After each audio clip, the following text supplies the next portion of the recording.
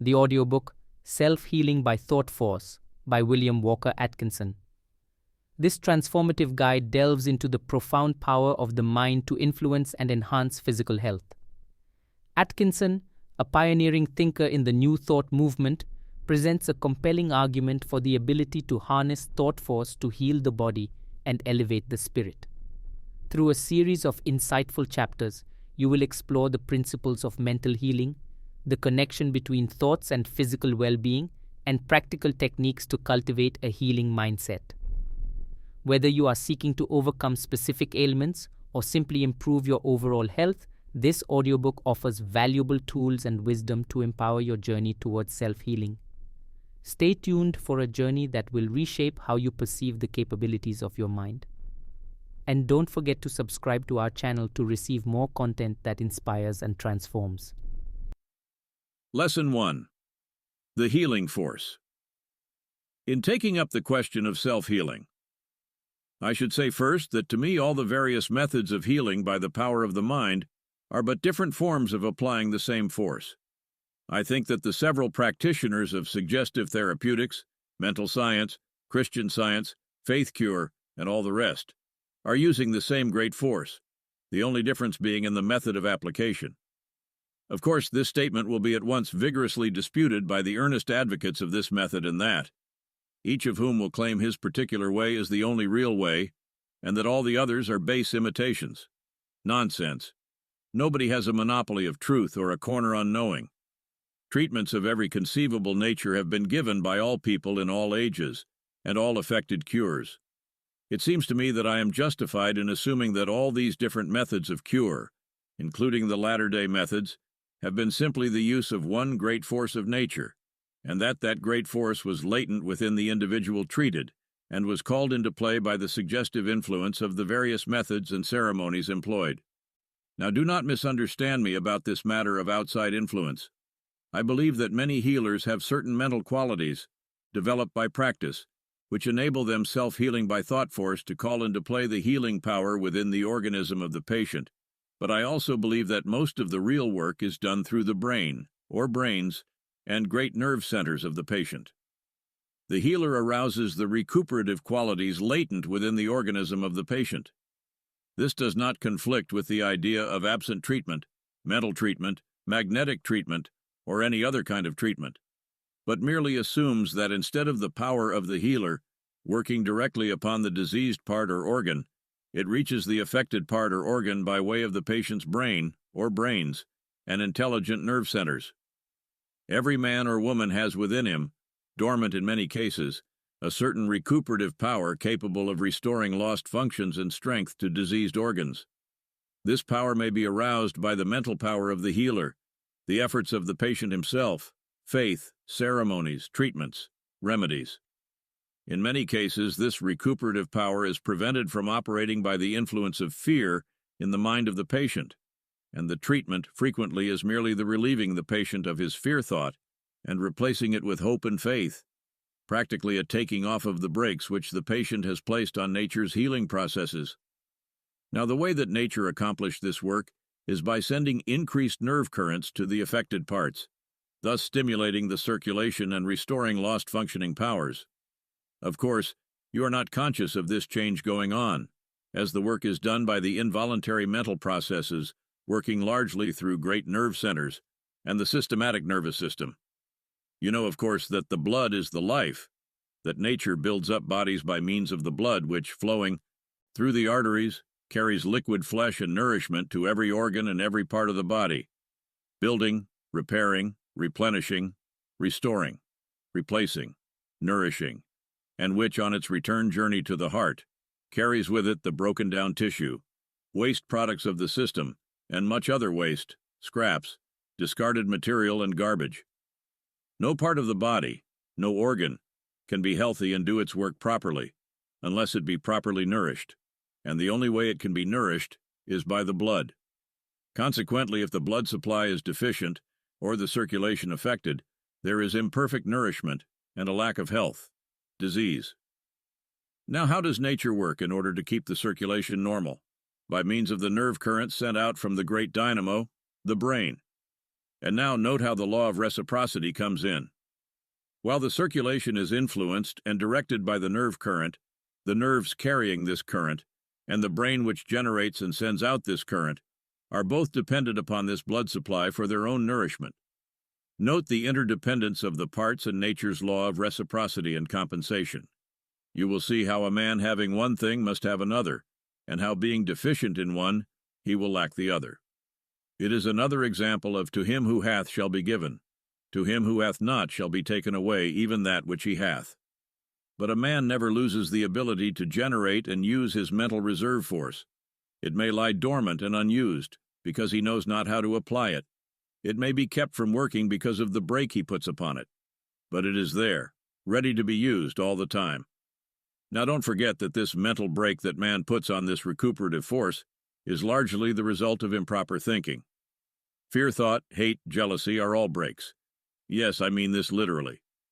You all know how the action of the heart is increased or decreased by certain emotions, how the cheek flushes from one emotion and pales with another, thus showing that the circulation is affected by mental states, how the digestion is impaired by unpleasant and sorrowful thoughts, and so on, each showing how the state of the mind will manifest on the physical plane.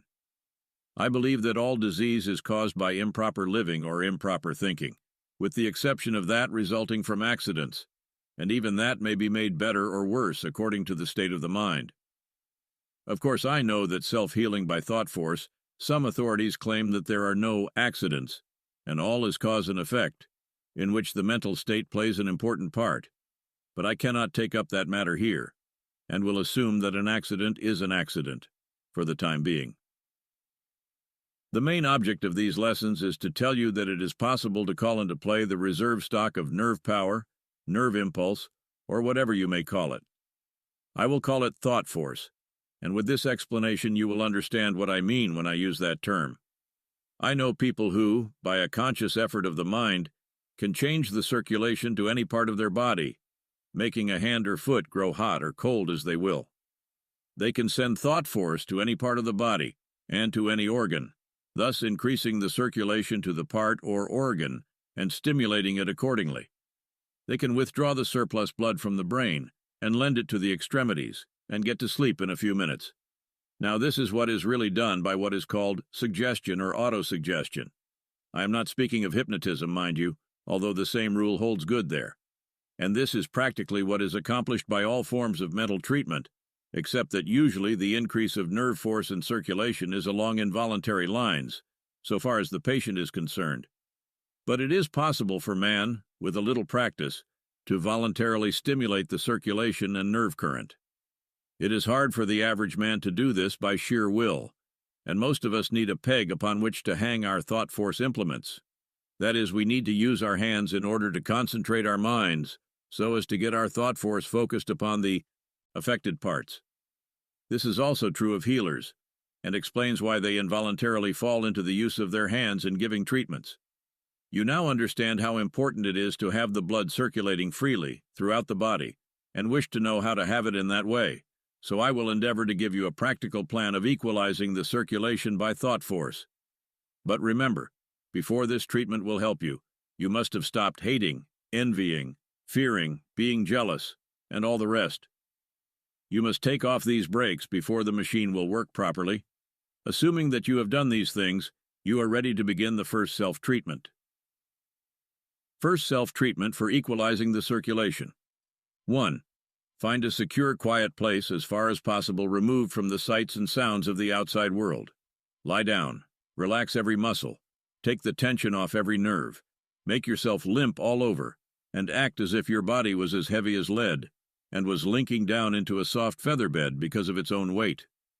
Breathe deeply and slowly, retaining the breath for several moments before expelling it, continuing the deep breathing until a feeling of calm, restful quiet comes over you. 2. Then place your hands on each side of your head, your fingertips meeting over the upper part of the center of the forehead, and the fleshy part of each of your thumbs lightly pressing upon each temple, your thumbs pointing upward. Close your eyes. Concentrate on the region where your fingertips are, and realize that in so doing you are generating thought force in your brain, which you purpose sending to all parts of your body. the circulation following the nerve current. After a few minutes' concentration, you will be conscious of a force being generated for your use.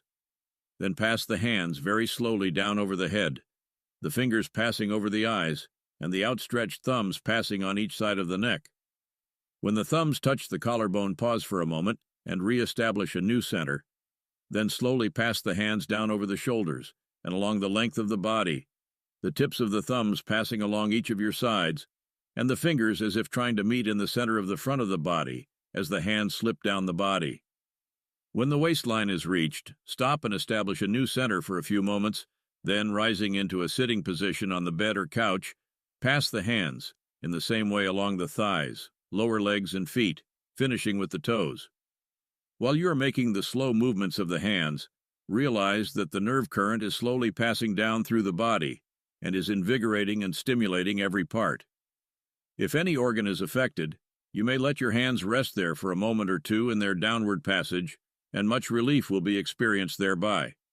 It should take from 1 to 3 minutes from the head to feet, not counting for stops over special organs.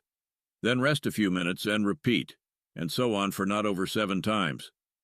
About 7 times is a good thorough treatment, but about 3 times will give a refreshing treatment.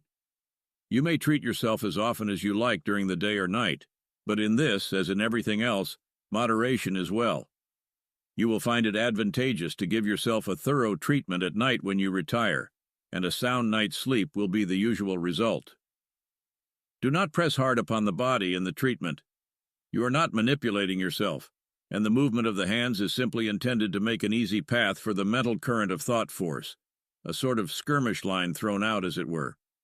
You will be conscious of a decided increase of warmth in the body as the hands move over the several parts, and a positive stimulation will be experienced.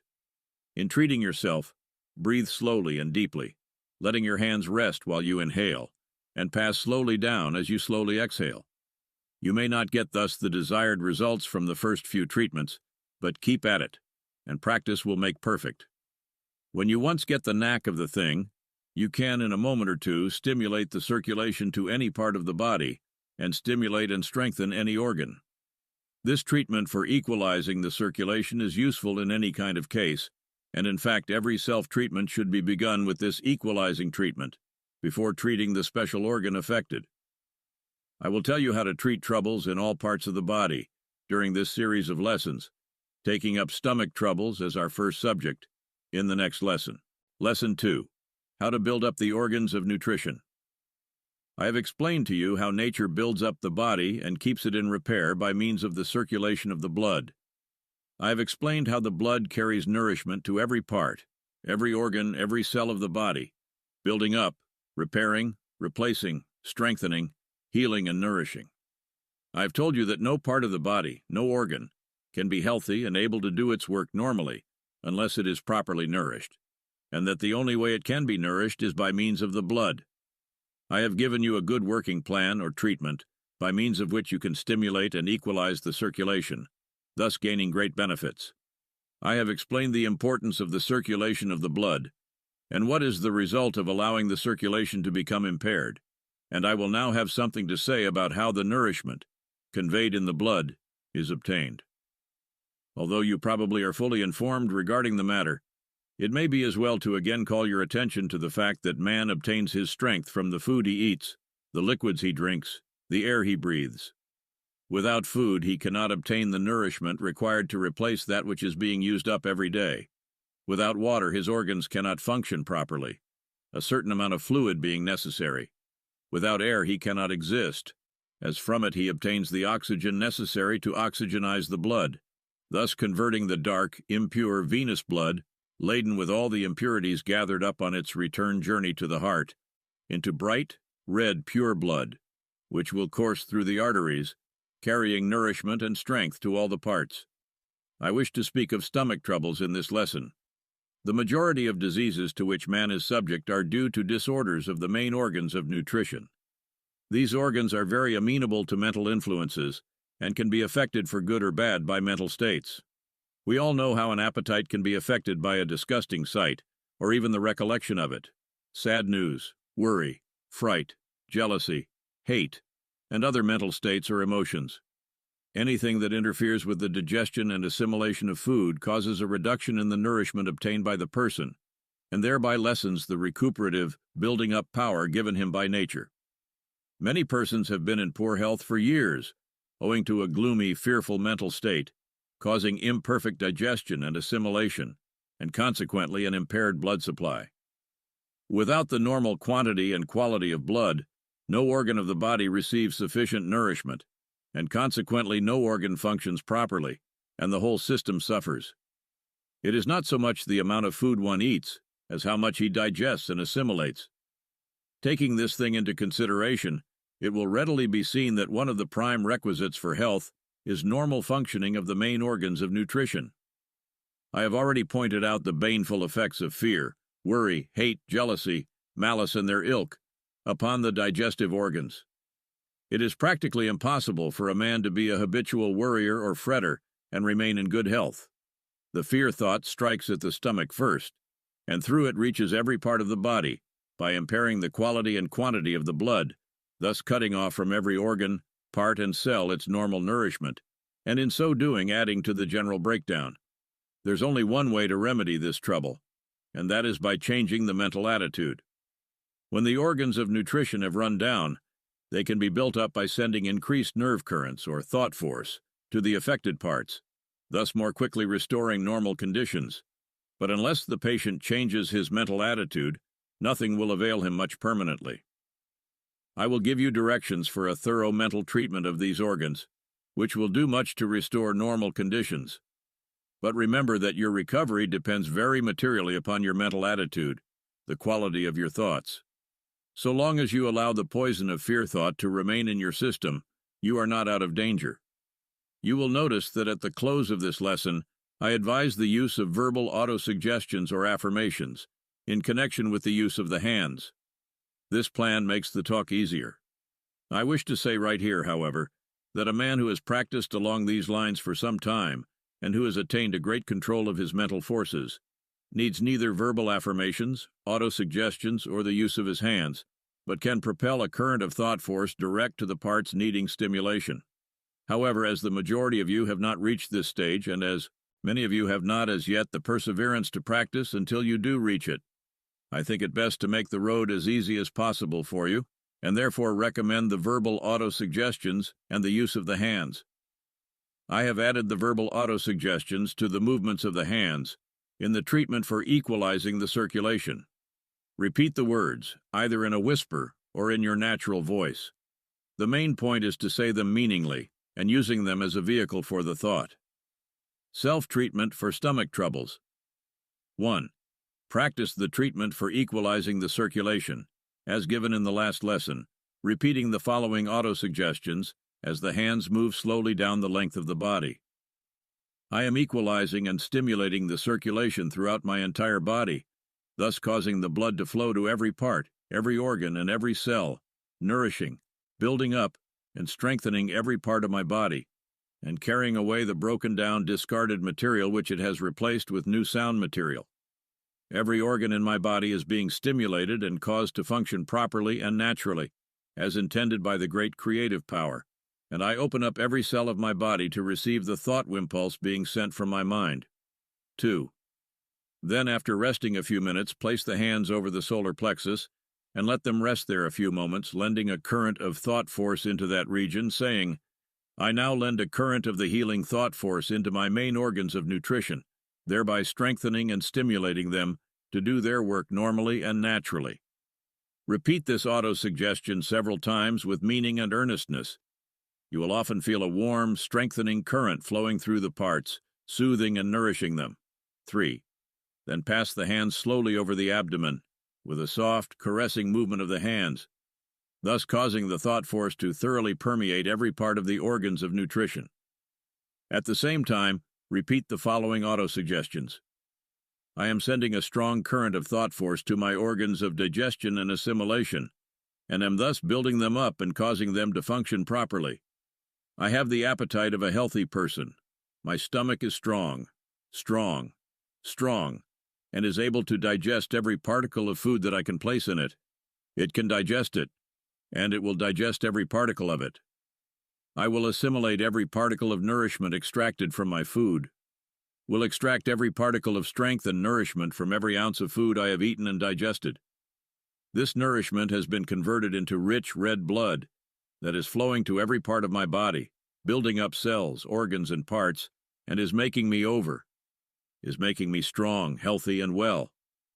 I am living as does the healthy person, and I intend to be as the healthy person in every way. I am developing strong digestive powers, and am gaining health and strength through nature's processes. I am bright, cheerful, and happy, and I have abolished fear. My stomach is strong, strong, strong, strong, strong, strong, strong, strong, strong, and is getting stronger every day I live. It is doing its work well, is doing its work well, is doing its work well, well, well. When you say the repeated words strong, strong, strong, and well, well, well, do so with a positive air, and fairly drive the words into the parts. When you remember that the words are but the outward indication of the inward mental impulse, you will see the philosophy of it. I think it proper to say here that I have known of many cases of dyspepsia, indigestion, and stomach troubles completely cured by this system of treatment, and I fully believe that 99% of cases of this class of troubles could be cured, if the sufferers would only go to work in earnest and put into practice what I am telling them in these articles. I am not teaching theories, I am telling you how to do things. Lesson 3. Constipation, Cause and Effect. Is it necessary to remove the clothing while administering the self-treatment?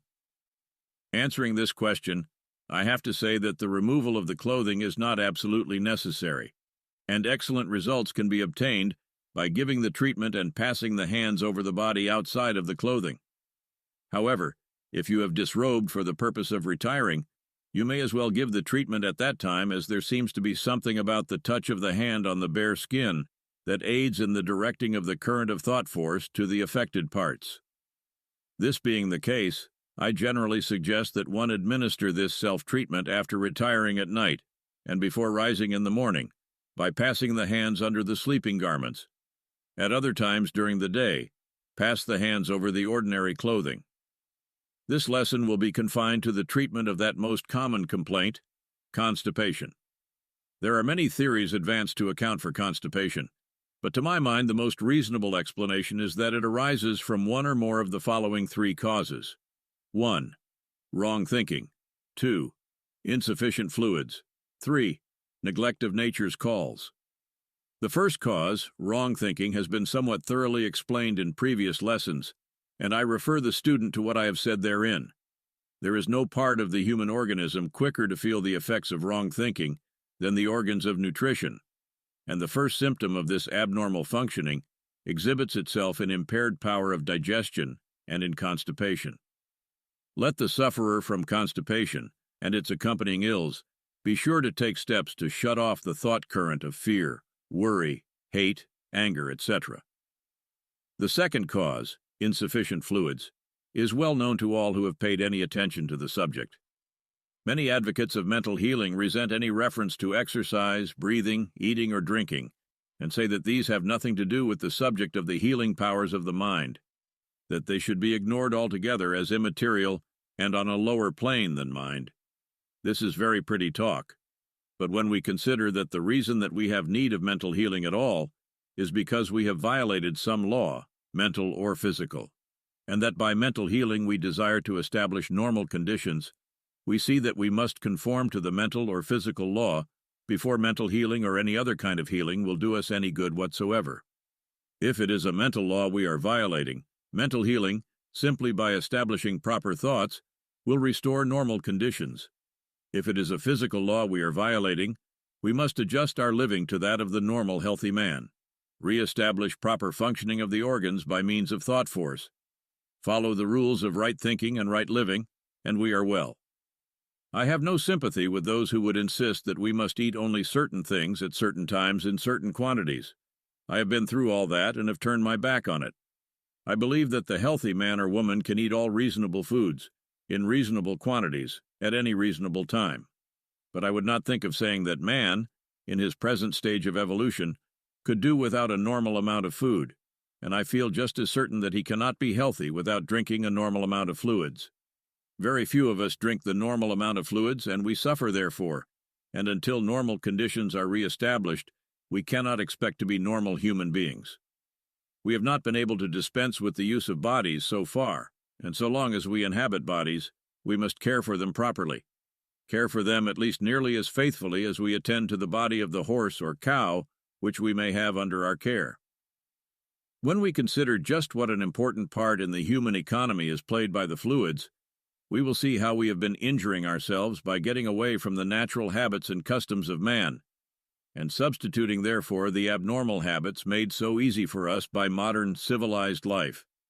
Physiology teaches us that the normal human being requires at least 4 pints, 2 quarts of liquids, each day in order to properly supply the demands of his organism. If this amount is not supplied, the organism will not secrete sufficient fluids to properly perform the offices of digestion, absorption, and assimilation of food, the excretion and elimination of the waste products of the system.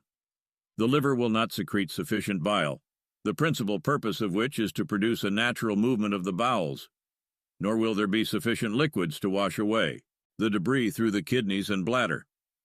The result is impaired functioning of one or more organs of the body, and the entire system is affected. Nearly 85% of the human body is water, and if sufficient fluids are not introduced into the system, one becomes more or less like a dried apple. In no way does outraged nature show the result of insufficient fluids quicker than by the symptom called constipation, and in no way does she show quicker results of a sane habit regarding fluids than by the restoring of normal movements of the bowels. Next to air, water is the thing which most strenuously demands, and not getting most vigorously shows its displeasure. The third cause of constipation, neglect of nature's calls, like every other violation of nature's laws, brings about abnormal results. We are all more or less governed by habits which we have contracted, good or bad. Our modern life takes us away from nature, and we suffer in consequence. The subconscious manifestation of the mind which controls the workings of our vital mechanism teaches us to do certain necessary things, and when we refuse to listen to its voice, we must pay the penalty. In the hurry and bustle of everyday life, we neglect nature's calls to relieve our system of the waste products, and gradually a new and abnormal habit manifests itself. Nature ceases to send its calls because we have refused to pay attention to them, and after a bit she gets disgusted and allows us to run things our own way, and we, having so many things to attend to, frequently neglect the new duty imposed upon us, and irregular habits result. When you do not heed nature's calls, the fluid part of the waste matter is reabsorbed by the system, and hardened stools are the results. In addition to this, deferred movements, long continued, result in your establishing a new and injurious habit of the sphincter ani muscle, and instead of a natural tendency to relax at proper times, it acquires a habit of unnatural contraction which interferes with nature's processes. To many of you, this will possibly seem unpleasant reading. You have been thinking beautiful thoughts, acquiring aesthetic tastes, and refusing so far as is possible to even admit the existence of certain of nature's manifestations. You are making a great mistake. Nature in all its manifestations is wonderful and beautiful, and to see nothing but impurity and filth in any of God's works indicates a corresponding impurity in your mind. To the pure all things are pure, and to the man or woman of the broad, natural, cosmic mind, the entire body is pure and beautiful and free from shame. I have known people who had soared so high that they could not even think of certain of nature's functions without a shudder. That such people should have the truth forced upon them by means of physical inharmony is not strange. If you are in this class, you need to change your mental attitude. In the following treatment for constipation, you should bear the above remarks in mind. Self-treatment for constipation. Give yourself the general treatment for equalizing the circulation, as stated in previous lessons, thus producing physical harmony in every part of the body. Then pass the hands over the bowels, with a firm but soft, caressing motion, sending at the same time a current of thought. Force from the brain to the parts. At the same time, repeat the following auto-suggestions, or words conveying the same meaning. I am sending a current of thought force to my bowels, thereby strengthening and nourishing them, making them stronger and able to do their work properly as nature intended. They are strong, strong, strong, and able to do the work. They can do their work, and they will do it.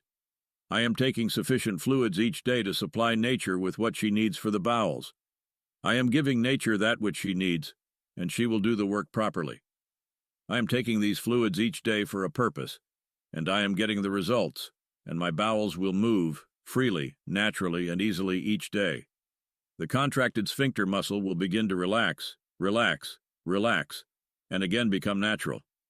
I will have a natural movement of the bowels every morning at o'clock, naming a convenient hour, and I have made an engagement with them at that hour which I will surely keep. At o'clock, at o'clock, at o'clock, the result will be attained. I am strong and well, and nature is working out perfect results. I open myself to nature's calls and processes. You will find that in a short time you will have established a new habit, and that nature will again take the reins. You must be sure to keep the engagement with yourself every morning, whether you feel any inclination or not. You must increase your fluids gradually until you drink at least 4 pints of fluids in 24 hours. This includes fluids of all kinds, soup counting as well as water. You will find it a great aid to you if you will take a little water at a time, sipping it slowly, instead of drinking large quantities at once. When you sip the water, say to yourself, I am taking this fluid for the purpose of aiding nature in moving my bowels. In addition to the above, it will be well for you to treat yourself in the region of the sphincter ani muscle, at night after retiring, and in the morning before dressing, passing the hands gently around that part, and saying to yourself as if speaking to the part in question, relax, relax, relax. Say this over and over again, and the thought will take form in action, and the contracted condition will be relieved. This may seem very simple to you, but thousands of people have been cured by this treatment, without a drop of medicine, and after they had expended much money on drugs without any permanent result. And mind you, when you cure yourself by this method, you will stay cured, so long as you follow the system of right living and right thinking advocated in these lessons. Lesson 4. The special physical weaknesses of women. I think that any woman who is enjoying general health, and who is observing all the requirements of the healthy woman, will not likely be troubled with special weaknesses. And I believe that if a woman suffering from female weakness will start to work to build up her general health by right thinking and right living, she will find that she will soon get rid of her special weakness. I explained to you in lesson 1 that the mind builds up the system by sending increased nerve currents to the affected parts, thus stimulating the circulation and restoring lost functioning powers. This work is performed by the subconscious mental powers working principally through the great nerve centers and the sympathetic nervous system. I called your attention to the fact that the blood was the great healing medium, that the mind builds up bodies by means of the blood, which flowing through the arteries carries liquid flesh and nourishment to every organ and every part of the body, building, repairing, replenishing, restoring, replacing, and nourishing, and on its return passage to the heart, carrying with it the broken down tissue, waste products of the system, and other waste, scraps, discarded material, and garbage of the system. That no part of the body, no organ, can be healthy and do its work properly unless it be properly nourished. And the only way it can be nourished is by the blood. That consequently, if the blood supply is deficient, or the circulation affected, there is imperfect nourishment and a lack of health, disease. That nature keeps the circulation normal by means of the nerve current sent out from the great dynamo, the brain, and that the circulation is influenced and directed by the nerve current, while the nerves carrying this current and the brain which generates and sends out this current are both dependent upon this blood supply for their own nourishment. Now, in the case of a patient suffering from female troubles, it will usually be found that she has allowed herself to run down in health, has neglected the rules of right thinking or right living, usually both, for right thinking generally causes right living, and is suffering from a number of other troubles outside of the complaint for which she seeks treatment. She did not have these troubles when she was in a good state of general health, and she thinks that the run-down state of the system is due to the special complaint, instead of the reverse. Restore the tone of the system, build up the general health, and you will find that the special trouble has disappeared. Now, how is the general health to be built up? Simply by increasing the nutrition. And how are we to build up the nutrition? simply by increasing the functioning powers of the main organs of nutrition, or rather by restoring to them their lost powers of functioning. And how are we to restore these lost powers of functioning? How are we to give the organs the strength to digest and assimilate the food that we eat? Simply by following the directions I have given you in the previous lesson, touching upon the treatment of stomach troubles. Get the main organs of nutrition functioning properly, and you will notice a rapid improvement in general health. And when the improved condition of general health is secured, the female complaint will be found to have disappeared or to be rapidly disappearing. When a woman is able to eat as does the healthy woman, drink as does the healthy woman, get the nourishment needed by the healthy woman, live as does the healthy woman, think as does the healthy woman, she need not fear any form of female trouble. She will be the healthy woman in every way. Self-treatment for female troubles. In cases of painful menstruation, I know of no better treatment than a combination of the stomach treatment and the increase of fluids as recommended in the treatment for constipation. In fact, most persons suffering from this trouble also suffer from constipation. The same causes manifest in two different ways. Increase the nutrition and drink the proper amount of fluids, in addition to giving the treatments for equalizing the circulation and a similar treatment in the affected region, and you will get wonderful results. In cases of displacements, wonderful results may be obtained from the treatment for equalizing the circulation, coupled with a similar local treatment, and at the same time building up the nutrition by treatment directed to the main organs of nutrition as given in previous lessons. In cases of delayed or irregular menstruation, the same course of treatment produces wonderful results. The patient is usually suffering from some other trouble showing imperfect nutrition and elimination. Stimulate the nutrition. Increase the fluids in order to enable the organs of elimination to function properly. Give the general and local treatments in order to equalize the circulation and to lend a stimulation nerve current to the affected parts. Irregular menstruation is amenable to autosuggestive treatment by the patient. Let the patient fix her mind upon the day upon which menstruation should occur, beginning about 3 weeks ahead of time, and each day think about the time, making the affirmation or autosuggestion that at the stated time, menstruation will occur. Let her keep a calendar in her room and mark off day by day as it passes, keeping the attention fastened upon the stated regular time. This exercise will often bring about the desired result upon the exact date, although in some obstinate cases it may be a month or two before the regular habit is established. The treatment has been thoroughly explained in the above article, but that you may fasten it upon your mind, I will sum it up briefly. 1. Give treatment for equalizing the circulation. 2. Give stomach treatment in order to stimulate the nutrition. 3. Give constipation treatment, not omitting the fluids. 4. Give special thought force treatment in the region of the affected parts, following the general directions given for special treatments of other parts of the body, giving the proper autosuggestions or affirmations. This last treatment will stimulate the weakened organs and make them strong and able to function properly. Lesson 5. Nervousness, the American disease. When we look about us, we see scores of people suffering from an abnormal condition of the nervous system. This has been called the American disease because it is apparently more prevalent here than in other lands, although it is found wherever people worry. Worry and fear are at the base of nervousness, and when these two monsters are driven forth, the patient makes rapid recovery. The trouble is that the patient suffering from nervousness is generally in such a weakened condition that it is hard for him to make use of the forces within him which will enable him to get rid of the sources of his trouble. But it can be done. The first thing to be done by the patient suffering from this complaint is to start to work to cultivate thoughts of hope, confidence, courage, and strength.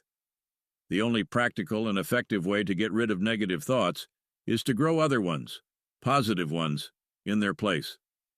The positive thoughts, if kept well watered and sunned, will grow rapidly and will invariably crowd out the foul negative weeds of the mind which have been causing all the trouble. It is hard work to tear out these negative thoughts, and the best way is to crowd them out by the pressure of the growing, positive, bright plants of hope and courage.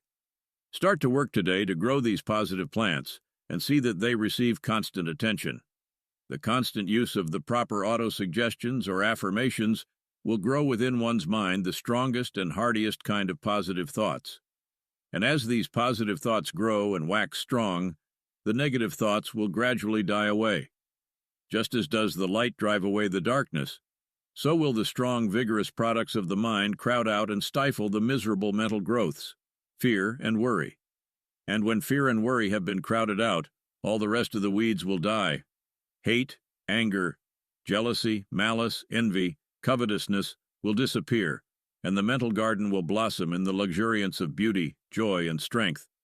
It will be found that the general system has run down by reason of the negative thoughts which have been held.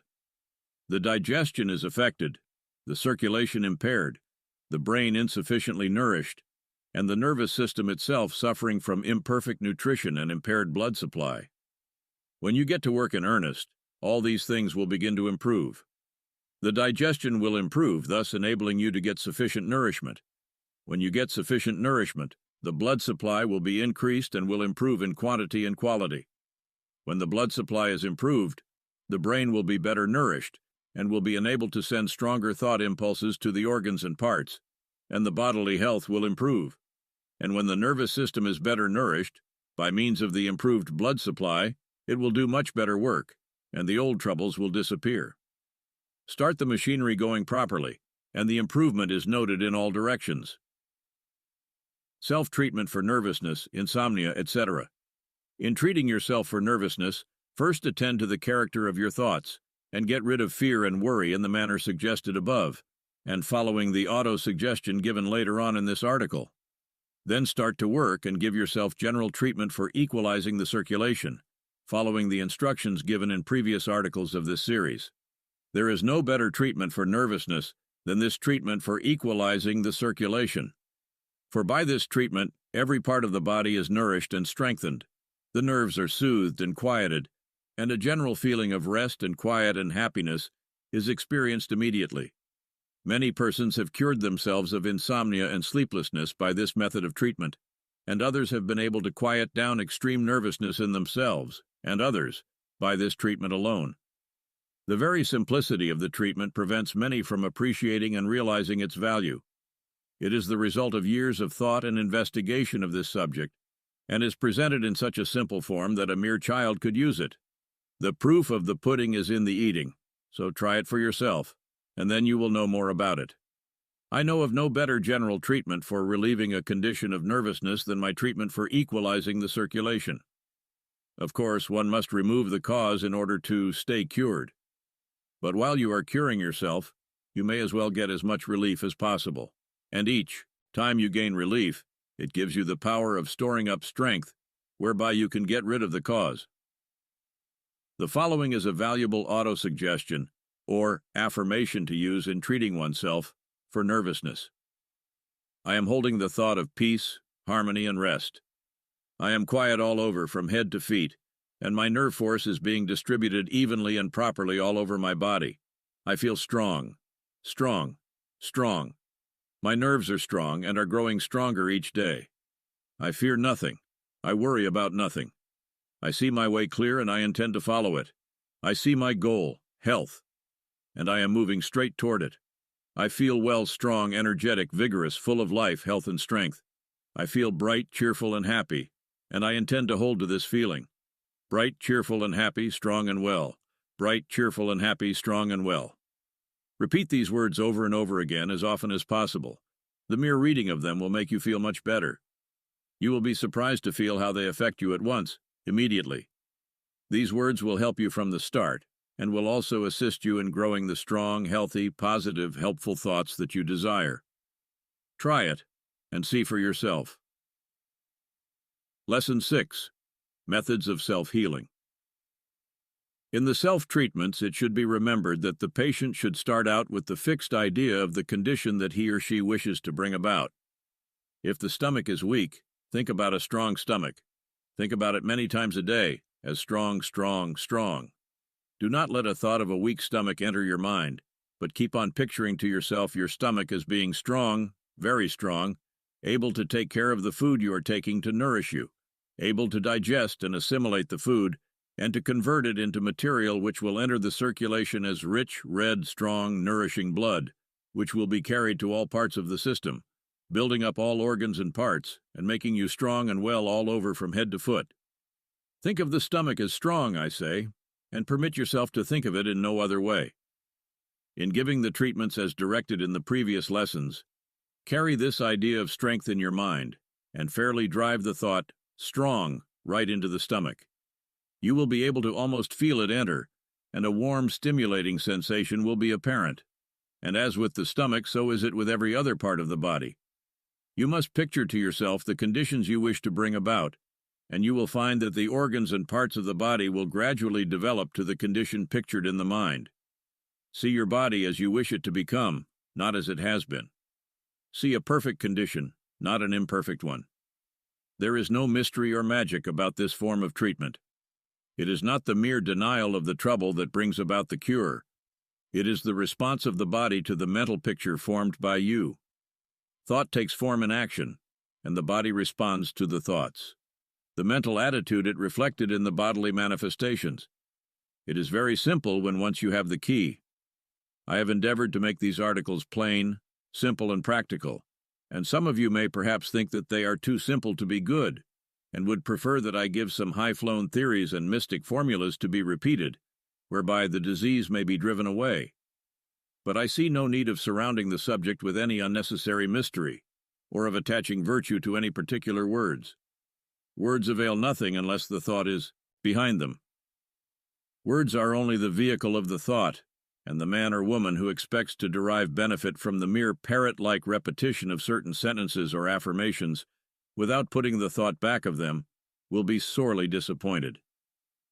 I do not care whether you use my auto-suggestions or those of someone else, providing you put the thought force back of them.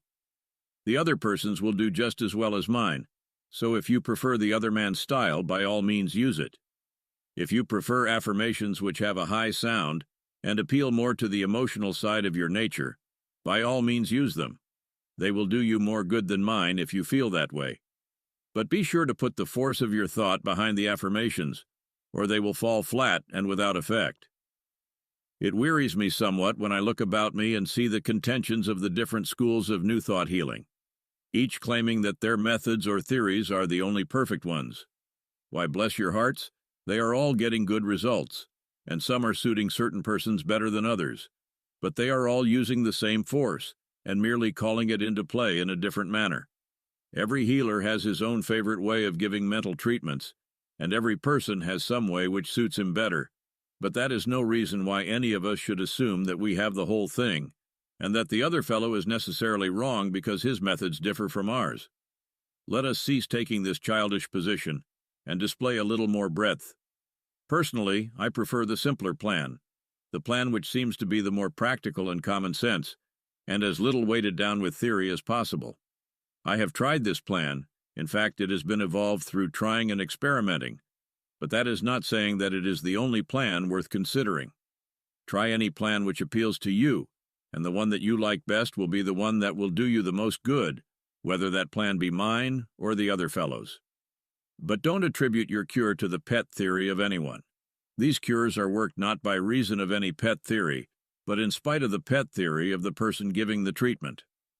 The force is available to anyone who wishes to use it, either in the treatment of others or in the treatment of oneself, and there is no sense in paying out large sums of money to acquire the secret. There is no secret about it. It is one of nature's laws, and is open to anyone who wishes to use it, just as is any other of nature's laws and forces. No healer or teacher has any monopoly of healing. You can do it as well as anyone else if you have confidence and perseverance. Of course, practice makes perfect in healing as in anything else, and then again some persons have more confidence and will take hold of the work from the start, while others have to gain confidence by slow stages. Confidence seems a prerequisite to good healing work. The power and force is there, but a confident frame of mind seems to be necessary to cause it to flow. I have seen people who have suddenly realized that they could perform cures, who had acquired confidence in themselves all of a sudden, go out and perform wonderful cures from the very start. At the same time, I have seen others develop gradually but slowly into healing powers. But in the latter case, it is not a growth of power as they supposed, but a growth of confidence in themselves. The healing force is in direct proportion to the confidence of the operator. Of course, the cure depends much upon the mental attitude of the patient, as the real cure is effected through his own mind, the latent power being awakened and directed by the mind of the healer, and any resistance on the part of the patient, of course, retards the cure. In these lessons, I have given you a good, practical working plan of self-treatment, and the same method may be adopted by you in treating others, by simply giving them the same suggestions that you have used yourself as auto-suggestions. In treating yourself or others, you will find it of value to treat the diseased organ or part as if it possessed intelligence. Talk to it, think of it, as if it understood, and you will be surprised to see how quick the part will respond. Of course, when you are commanding the part to function properly, you are sending to that part a strong thought wave, both from your own mind and the mind of the patient, and the intensity of your thought will be manifested in like degree in the thought wave reaching the part. It may seem somewhat ridiculous to you to talk to a weak stomach, or a rebellious liver, or a flighty heart, as if it could understand, but just try it and see how well it works. Talk right up to it, and tell it that you've grown tired of its misbehavior, and that you are going to take it in hand and make it do better in the future. Tell it just what you want it to do, and that you expect it to begin at once. Don't fool about it, but get right down to business, and give it its instructions in a calm, masterful manner. You will find that that organ will start in to rebel at the first few words, but if you keep right at it, it will gradually come around to your way of thinking, and will do as you wish it to. Remember that your mind is positive to the organ, and will surely win when it comes to the point, so don't be afraid of the rebellious organ. Then when the organ begins to behave itself, talk to it kindly, and encourage it, and it will appreciate it. If you have confidence in a corrected organ, it will have confidence in you and will obey your directions. Now all this seems very ridiculous to you, doesn't it? Well, just try this method on yourself or on someone else and see the result. Don't try it in a trifling, laughing manner, but get right down to business if you wish results. There are good psychological and physiological reasons back of it, and it is merely calling into operation certain great laws in a plain, everyday way. I know just what I am talking about, and you can demonstrate the thing for yourself, if you wish. Epilogue: a resume of principles. And now, you who are seeking to be stronger and sounder in body and mind, let us urge upon you the necessity of turning your back upon the old negative thoughts of disease and pain. It can do you no good to go over and over these things in your mind, no good to be continually retailing your aches, pains, and bad feelings to others. It only affects the others, if they allow it, and does you no good yourself. Stop adding to the world's store of disease thought, and start in to add each day a little to the great store of health, strength, and vigor thought, which is growing rapidly since the new thought movement has begun to manifest itself among the people. Don't talk of your aches and pains, and miseries in your back, side, head, or any other part of you. You're only keeping yourself in your negative condition, and attracting to yourself all sorts of injurious influences. It is strange that people cannot see this plainly, although one has but to look around him to see dozens of instances, any one of which would be enough to clearly demonstrate its correctness. All of us know some people who are continually talking of their troubles and sicknesses, and we know how these people seem to carry an atmosphere of gloom with them, and how depressing is their presence. They enter a room of cheerful people, and in a few minutes everything is changed, and the air seems full of the vibrations of unhealth, pain, sickness, and death. There are some people who are never happy unless they are miserable, and to suddenly take away from them the sources of their griefs would be to make them most discontented and unhappy, for they would then have nothing to talk about. Don't be one of this kind. Talk health and things will be healthy all around you. Be a dispenser of health vibrations, not a scatterer of mental microbes. Thank you for joining us on this enlightening journey through Self-Healing by Thought Force by William Walker Atkinson. We have explored the foundational principles of mental healing, the powerful link between thoughts and physical health, and practical methods to harness your thought force for personal healing.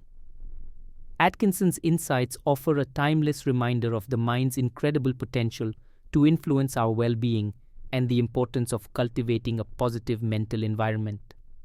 As you integrate these practices into your daily life, may you find greater health, peace, and empowerment.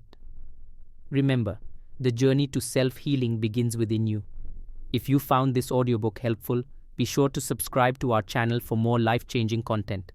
Thank you for listening, and may your path to self-healing be filled with success and serenity.